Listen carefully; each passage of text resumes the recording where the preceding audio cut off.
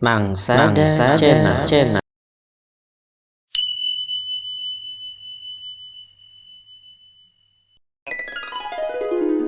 Bismillah. Assalamualaikum warahmatullahi wabarakatuh. Alhamdulillahirrabbilalamin.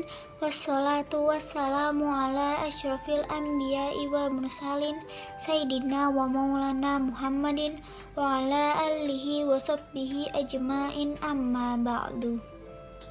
Yang terhormat Pak Syahada dan teman-teman yang saya banggakan, salawat serta salam semoga tetap tercurahkan kepada junjungan kita Nabi Agung Muhammad SAW. Di sini saya akan menguraikan tentang meneladani akhlak Rasulullah SAW. Teman-temanku yang dimuliakan Allah, sebagaimana kita ketahui bersama bahwa Nabi Muhammad SAW adalah orang yang tinggi akhlaknya, baik dalam tutur katanya maupun dalam perbuatan. Beliau terpelihara dari perilaku keji, dengki, dan iri hati. Beliau benar-benar terbebas dari dosa karena Allah Subhanahu wa Ta'ala telah memaksumkan beliau.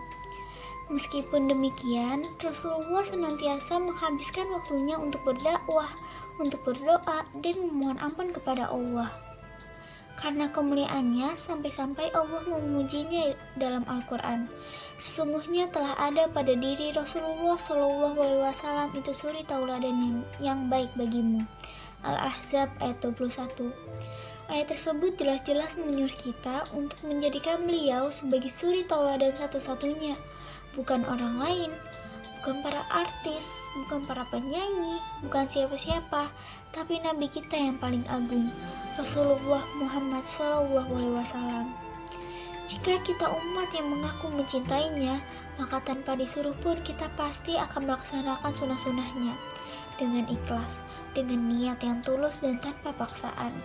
Banyak sekali saat ini umat muslim yang lain di mulut dan lain di hati, mengaku cinta Nabi hanya di mulut saja, sedangkan pada kenyataannya kita sering melupakan sunnah-sunnahnya. Sebuah hadis mengatakan, barang siapa yang mengaku mencintai Nabi Muhammad SAW, tapi ia tidak melaksanakan sunnahnya, maka ia adalah pembohong. Mau kita disebut pembohong? Coba renungkan, jika kita mencintai seorang, apa yang akan kita lakukan? Pasti setiap hari kita akan selalu mengingatnya, menceritakan tingkah lakunya pada teman kita. Setiap mau makan selalu ingat dia, mau tidur ingat dia, mau ngapa-ngapain jadinya ingat dia terus. Dalam otak pasti terngiang-ngiang nama dia, dan dia. Tapi apakah seperti itu juga kelakuan kita saat kita mengaku cinta Rasulullah? Seberapa sering kita mengingatnya? Seberapa seringkah kita membaca sholawat untuknya? Seberapa rindukah kita pada Nabi Muhammad SAW? Seberapa inginkah kita untuk bertemu dengannya dan mencium tangannya suatu saat kelak? Seberapa inginkah kita berada terus di sampingnya, memegang sirah dan syariatnya, tetap setia pada ajarannya? Seberapa dahsyatnya kah getaran hati kita saat mendengar namanya Rasulullah Muhammad SAW? Teman-teman, jika membaca sholawat pada Rasulullah akan membawa kebaikan pada kita, beliau akan memberikan syafaatnya di akhirat kelak bagi orang-orang yang menjadikan sunnahnya sebagai pegangan hidup. Lalu, apa yang akan diberikan oleh si dia yang kita cintai? Tidak, orang itu tidak akan memberikan apa-apa untuk kita. Dia malah akan memberikan kemudaratan untuk kita. Astagfirullahaladzim. Maka dari itu, marilah semuanya kita perbaiki akhlak kita dengan mengikuti sunnah-sunnah Rasulullah SAW. Karena beliau sungguh sangat mencintai kita sebagai umatnya. Tidakkah kita ingin melihat senyumannya suatu saat nanti saat beliau melihat kita? Kita ingatkan semua teman-teman yang terpengaruh dengan modernisasi yang sedang berkembang saat ini, agar tidak melupakan sunnah-sunnahnya. Jika kita seorang pelajar, maka jadilah pelajar yang jujur. Jangan sampai kita hidup sebagai umat Nabi Muhammad, tapi kita tak sedikit pun mencontoh apa-apa yang telah beliau lakukan. Salah satu keberhasilan Rasulullah SAW dalam dakwahnya menyebarkan agama Islam ialah dengan menggunakan akhlak. Tidak pernah beliau membujuk orang Arab dengan hartanya. Ayo, siapa yang mau masuk Islam dapat 50.000.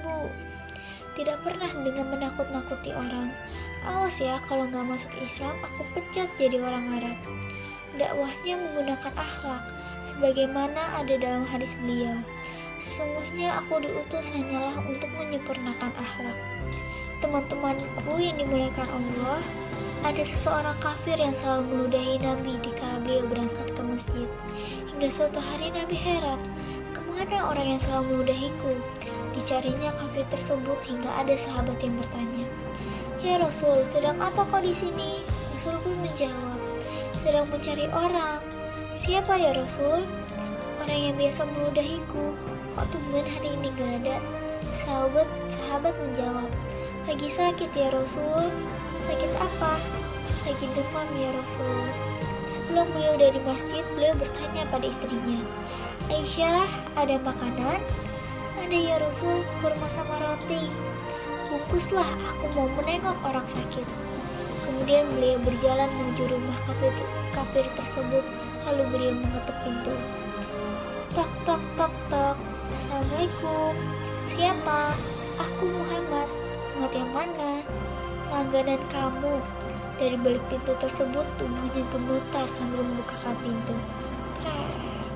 "Dari kemarin hingga saat ini belum ada seorang pun teman yang menengokku. Kau yang tiap hari keludahi datang menengokku. Tiada benci di hatimu, sungguh mulia akhlakmu ya Muhammad." Masuklah orang kafir itu ke Islam karena melihat keagungan akhlak Rasulullah SAW. Teman-temanku yang dimuliakan Allah, sebagai oleh-oleh di rumah, ingatlah pesan saya yang terakhir. Sebagai umat beliau, marilah kita meniru, marilah kita meneladani, marilah kita mencontoh, marilah kita jadikan uswatun hasanah akhlak beliau yang mulia. Akhirnya hanya itu yang dapat saya sampaikan. Maaf kalau ada kesalahan, itu datangnya dari saya, kebenaran hanya milik Allah. Assalamualaikum warahmatullahi wabarakatuh.